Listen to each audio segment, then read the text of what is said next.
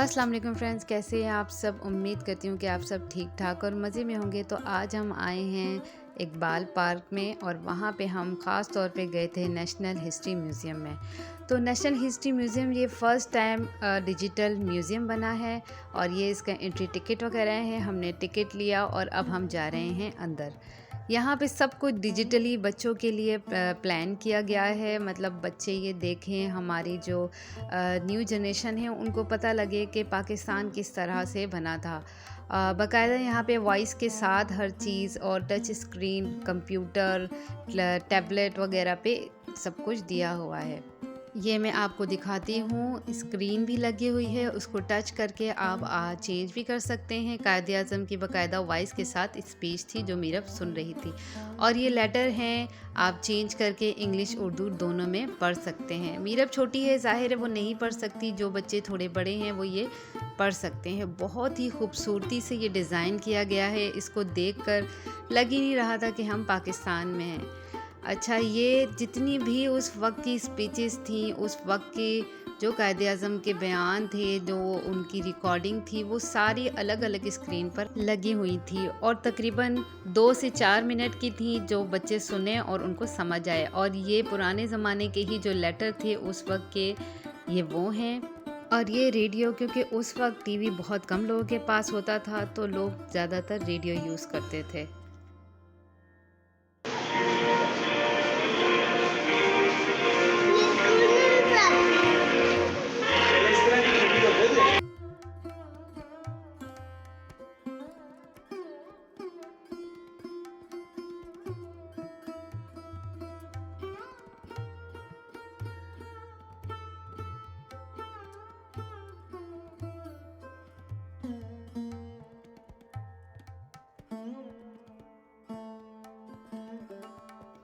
ये 1947 के वक्त के जो हालात थे, उस वक्त की जंगों के वक्त का जो हालात थे, लोगों ने किस तरह अपने घर खाली किए, किस तरह से अपने सामान छोड़कर घरों से निकले, अपनी जान बचाई और ख़ैमों में आके रहे, ये उस वक्त के दिलखराश मनाजिर हैं जो कि स्क्रीन पर लगाए हैं बाकायदा आवाज़ों के साथ। यहाँ पे बड़े बड़े स्पीकर भी लगे हैं और आवाज़ों के साथ ये स्क्रीन पर लगाया हुआ है, जिसको देखकर ऐसे ही लग रहा था कि आप उस दौर में हैं और आप ये सब कुछ महसूस कर रहे हैं, देख रहे हैं।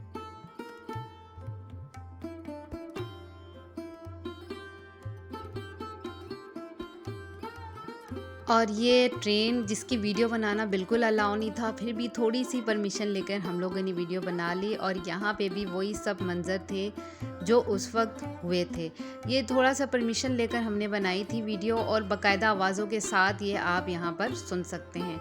ये ख़ैमे जब आज़ादी के बाद लोग निकले और ख़ैमों में पनाह ली, इसके बाद यहाँ पे वही उसी वक्त के टेलीफ़ोन थे, वो टेलीफ़ोन उठाओ तो उसी वक्त की रिकॉर्डिंग यहाँ पे लगी हुई थी। मीरब तो बस अपना मसला अपने कान पे लगा के वो सुन रही थी। और अब ये देखें कि ये पाकिस्तान का एक ऑफ़िस है जो कि रेलवे स्टेशन में होता है।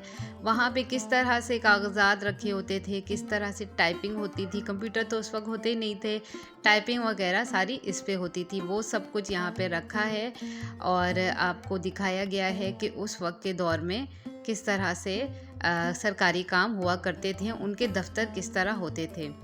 और इसके बाद यहाँ पे पासपोर्ट ऑफिस, और यहाँ पे पासपोर्ट ऑफिस का पूरा एक नमूना बड़े तरीके से बनाया गया है और यहाँ पे बच्चे या बड़े पिक्चर्स भी ले सकते हैं। इसके अलावा ये ग्रीन स्क्रीन के पास पिक्चर्स बनती हैं जो आपके कायदे आज़म के साथ आपकी वे पिक्चर्स आती हैं। ये हमने मीरब की पिक्चर बनवाई। और इसके बाद यहाँ पुराने ज़माने की जो फ़िल्में थी जो उस वक्त रिलीज़ हुई थी, वो सारी फ़िल्में और उनके बाकायदा रिकॉर्डिंग भी थोड़ी बहुत दिखाई हुई है, वो भी बच्चे देख रहे थे और आप लोग भी आराम से जाके उसको देख सकते हैं। मीरब सुन रही थी, उसको इतना समझ तो नहीं आ रहा था।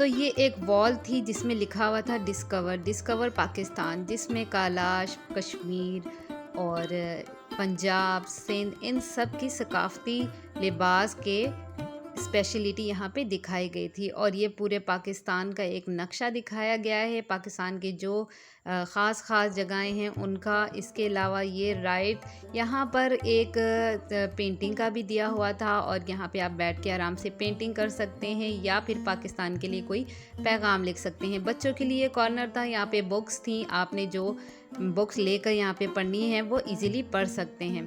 अच्छा, और ये देखें यहाँ पे लेटर भी पोस्ट कर सकते हैं आप। मीरा फ्लैग बना रही थी और इसने लिखा आई लव पाकिस्तान, और इसको फिर पोस्ट किया। जब ये पोस्ट कर देंगे तो फिर ये लोग पीछे से देखेंगे, जिनकी इनको पिक्चर्स वगैरह, जिनका मैसेज इनको अच्छा लगेगा, वो यहाँ पे एक वॉल बनी है, वहाँ पे वॉल पे ये लगाया गया। ये पूरा कॉर्नर ही बच्चों के लिए बनाया गया है, जिसको देखकर बड़ा अच्छा लग रहा था।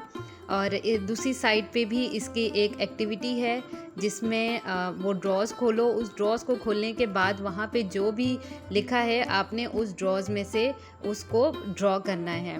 तो ये बच्चों के लिए एक बड़ी प्यारी एक्टिविटी थी। ये देखें यहाँ पे मीरब ने पाकिस्तान का फ्लैग बनाया और लिखा आई लव पाकिस्तान, मीरब वगैरह लिखा, और इसके बाद इसने पोस्ट कर दी। जितनी हद तक ये कर सकती थी इसने ये किया, और मुझे देख के बड़ा अच्छा लग रहा था, बड़ा प्यारा लग रहा था। और इसके बाद ये मैं इससे पोस्ट भी करवाऊंगी, ये भी मैं आपको दिखाती हूँ।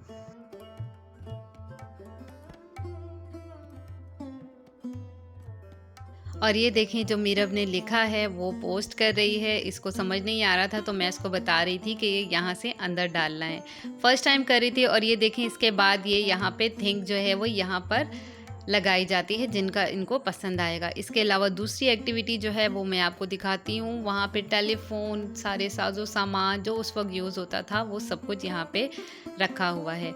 और इसके अलावा ये जो साइड पे विंडो टाइप बना है, इस विंडो को खोलो और उसमें से जो आपको निकले तो यहाँ पे आपने उसको पज़ल को फिल करना है, पूरा बनाना है।